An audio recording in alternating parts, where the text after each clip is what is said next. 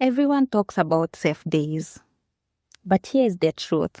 There are no completely safe days, maybe just days with lower pregnancy risk. Today I'm breaking down what safe days really are, how they work, and what most people get wrong. So what are safe days? Safe days are the days in your cycle when you are least likely to get pregnant. And these safe days are based on something called the menstrual cycle, which is the natural process your body goes through every month. To understand safe days, you must first understand your menstrual cycle. And the truth of the matter is, your cycle length is shorter or it is longer. Some women experience shorter cycles, others experience longer cycles. So, to make you understand what safe days are, I'll use the 28-day cycle length. So what happens in these 28 days? Well, from day 1 to day 5, this is when your period occurs, the uterus shedding its lining. From day 6 to 13, the body quietly prepares to release another egg. So around day 14, ovulation happens. This is when your body releases another egg. Day 15 to 28, your body is either preparing for a pregnancy or preparing to start the whole process again. Now here's the important part. You see that egg that was released during your ovulation? Once it's released, it only lives for about 12 to 24 hours. That is it. But sperms are tough. They can survive inside your body for up to 5 days. So that means there is a window of about 6 days every cycle where pregnancy is actually possible. That is the 5 days before ovulation and the day ovulation happens. Everything else outside that window, those are your safe days. Usually the days right after your period ends and the days towards the end of your cycle. Point to note, these days are considered lower risk, not zero risk. So how do people calculate safe days?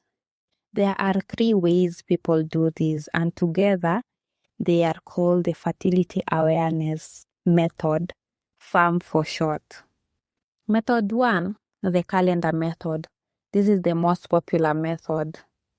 It is where you track your period for at least 6 months, and this way you get to know how long or short your cycle is. So how does it work? You take your shortest cycle, subtract 18, that's your first fertile day. Take your longest cycle, subtract 11, that is your last fertile day. So let's, for example, say your shortest cycle is 26 days and your longest is 30 days. You'll take 26 minus 18, that you will get 8. Then you will take 30 minus 11, that you will get 19. This simply means that day 8 to 19 are your fertile days. Days 1 to 7 and day 20 onwards, those are your safe days. But girl, this is an estimate, a guarantee. We'll talk about why in a bit. So 2, the basal body temperature. This one sounds fancy, but it's actually simple. Your body temperature goes up slightly, let's say 0.2 to 0.5 degrees right after you ovulate. So every morning before you even sit up in bed, you are supposed to take your temperature and note it down. Over time, you'll notice that little rise, and that tells you ovulation just happened. The days after that rise are generally safer. The catch though, by the time you see the rise, the egg has already been released. So this method is great for learning your pattern over time, but it's not the best for making some month decisions. Method 3, cervical mucus. Okay, I know this one might make you go ew, but stay with me. because your body is actually giving you signals all month long. Your discharge changes depending on where you are in your cycle. Right after your period, things are pretty dry, not much is happening. As you get closer to ovulation, your discharge increases and starts to look like raw egg white, stretchy, clear, and slippery. After ovulation, it gets thick and cloudy again. So, when you see that egg white discharge, that's your body saying ovulation is coming. That's your most fertile time. So, if you're trying to avoid pregnancy, that is not the time. Many women combine all the three methods together. That's the calendar method, the temperature method, and the cervical mucus for the most accurate picture. That is called symptothermal method. And honestly, if you're going to rely on these, combining them is the smarter way to do it. So how effective are these methods?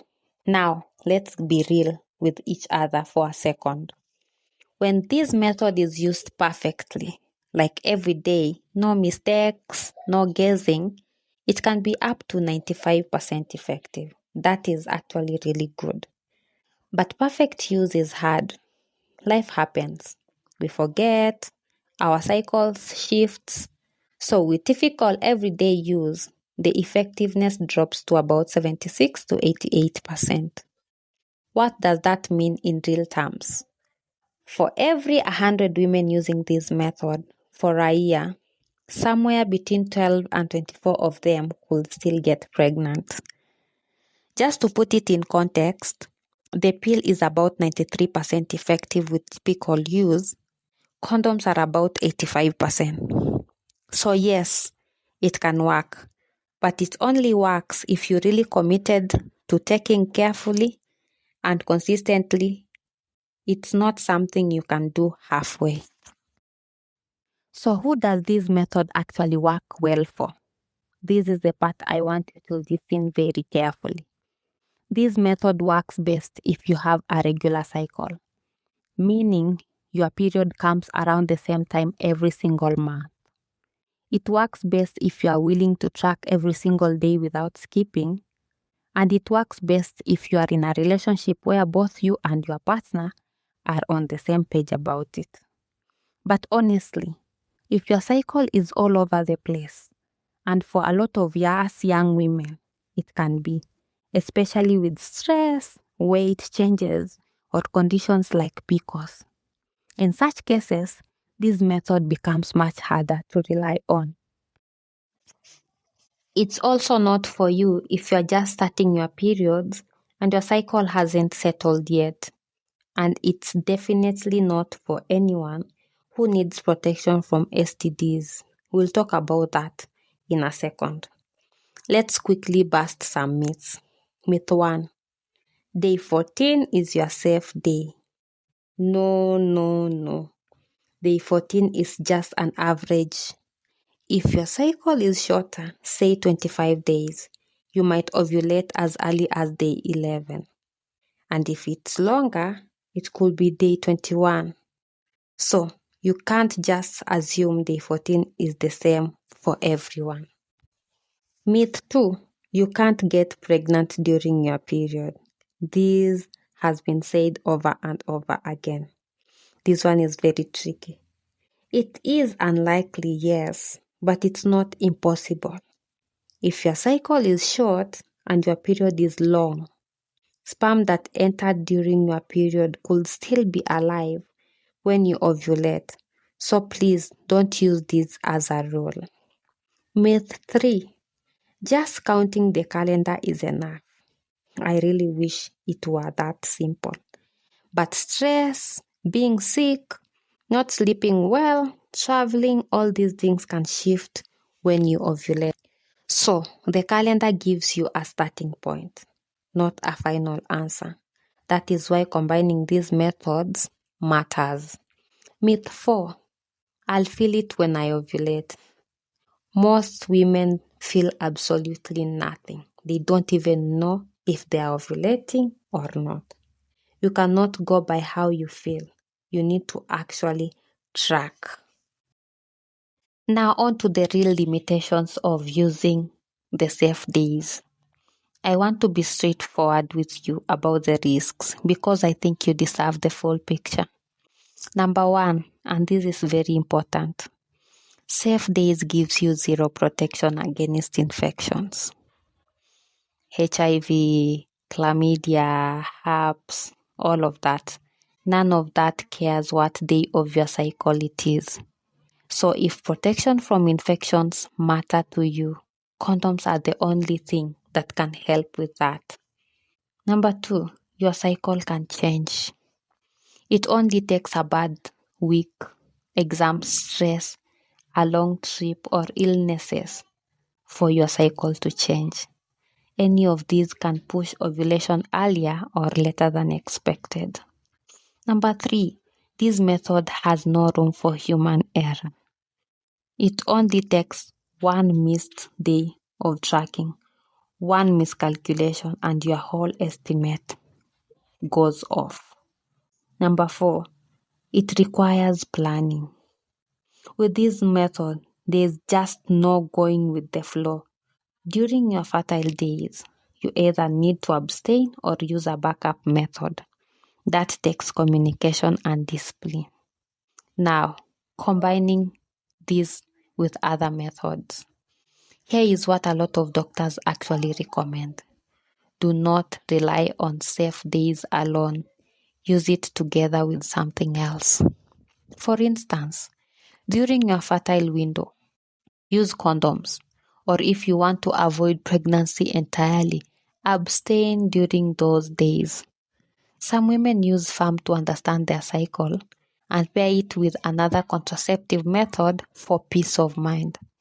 And here's something interesting. Some women actually use this method the other way round. When they are trying to get pregnant, they use FAM to find their fertile window and time things right. So, whatever you decide, please talk to your doctor first. They can help you figure out what makes sense for your specific body and also your needs. If you found this video helpful, please share it with a friend who needs to hear it.